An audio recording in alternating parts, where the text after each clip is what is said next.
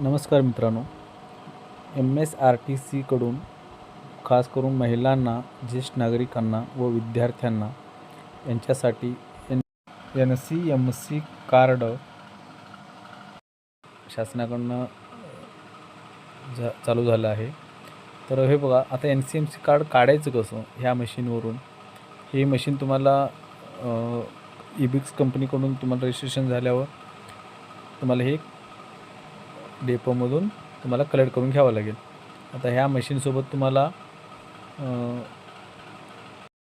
Machine, 4 bag, 4 pen, 4 kitchen, हे machine, हे सगळं तुम्हाला मिळून जाईल. आता ह्यामध्ये तुम्हाला काम कसं करायचं किंवा ह्या मशीनमधून तुम्हाला NCMC कार्ड कसं काढायचं हे पहा. यामध्ये इथे ऑप्शन आहे एक नंबरला. हे मशीन चालू झाल्यावर यामध्ये सिम कार्ड घातल्यावर तुम्हाला हे ॲप मिळून जाईल, NCDL PB एजंट म्हणून. हे ॲप डाउनलोड करून घ्यायचं. हे ॲप डाउनलोड केल्यावर इथे तुम्हाला कंपनीकडून जे तुम्हाला ID पासवर्ड भेटलं असेल ते ID पासवर्ड यामध्ये टाकून द्यायचं. त्यानंतर तुम्हाला तुमच्या मोबाईलवर, रजिस्ट्रेशन मोबाईलवर OTP येईल. ते OTP इथे टाकून द्यायचं. हे बघा, OTP मी टाकत आहे. त्यानंतर OTP व्हेरिफिकेशन होईल.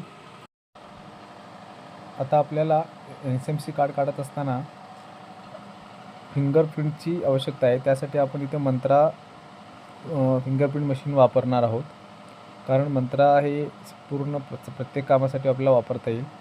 तर ह्यासाठी इथं स्लॉट दिलेला आहे, C टाईप स्लॉट आहे. त्याला आपण कनेक्ट करून घेतलेलं आहे.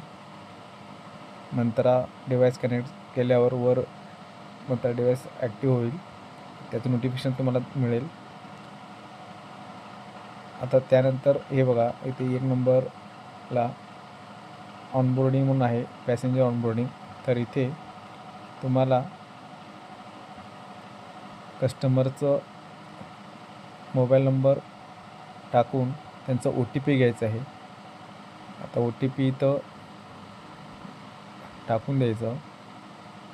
OTP जनरेट झाल्यावर OTP टाकून द्यायचं कस्टमरचं.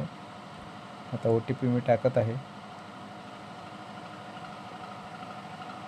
OTP व्हेरिफिकेशन करून झाल्यावर मग कस्टमरचं आधार कार्ड नंबर इथे टाकून द्यायचं.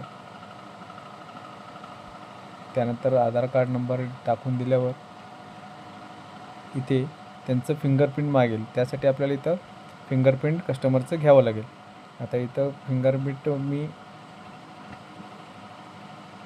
घेतला आहे. हे पहा, फिंगरप्रिंट घेऊन झाल्यावर त्यांचं कस्टमरचं पूर्ण डेटा आपल्यासमोर इथे ओपन होईल. त्यानंतर खाली ओके करून त्यानंतर इथे कस्टमरचं आय डीसाठी वापरण्यात येईल. आपण मतदान कार्ड वापरू. मतदान कार्ड नंबर टाकायचं इथं 2 नंबरला. त्यानंतर ओके करायचं. ओके झाल्यावर मग त्यांचं सगळं माहिती दिल्यावर मग खाली पेमेंट असतं. मग पेमेंटला क्लिक करून तुमच्या वॉलेटमधून पेमेंट कट होईल. पेमेंट कट झाल्यावर त्यांना पेमेंटचं स्लिपसुद्धा इथून मिळेल. प्रिंट काढून द्यायचं कस्टमरला.